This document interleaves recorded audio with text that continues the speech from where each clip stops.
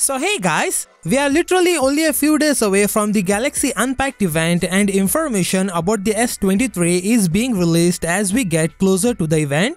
We already know a lot about the devices, but now there are reports about the CPU and the phone's durability, which is the most important factor in a smartphone. Let's start with the CPU. Many of the new features that Samsung will be implementing are already well known to us. For example, most leakers have long predicted that Samsung's 2023 flagship will be powered by a customized version of the Qualcomm Snapdragon 8 Gen 2 CPU. The most solid evidence of that truth now comes from noted tech analyst Roland Quant. The tipster posted a picture with the branding Snapdragon 8 Gen 2 for Galaxy in a tweet. The extent to which the custom Snapdragon processor is going to be more powerful than the standard 8 Gen 2 in devices like OnePlus 11 remains to be seen. It should be noted that improvements on paper do not necessarily translate to real-life performance. Most importantly, this year's Galaxy S23 will be powered only by Qualcomm Snapdragon chipsets. In the past, Samsung has issued its flagship in two variants, one with Exynos and one with Snapdragon. Which device you choose was mainly depend on the market in which you located.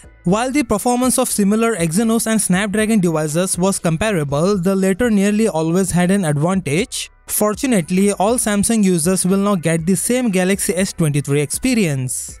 Moving on, the Gorilla Glass Victus 2 will first be utilized in the next generation Galaxy smartphone according to the company. It means that the Galaxy S23 series has Corning Gorilla Glass Victus 2 protection on both the front and back over the screen. This new protection panel is made using glass composition and offers improved drop performance on rough surface like concrete.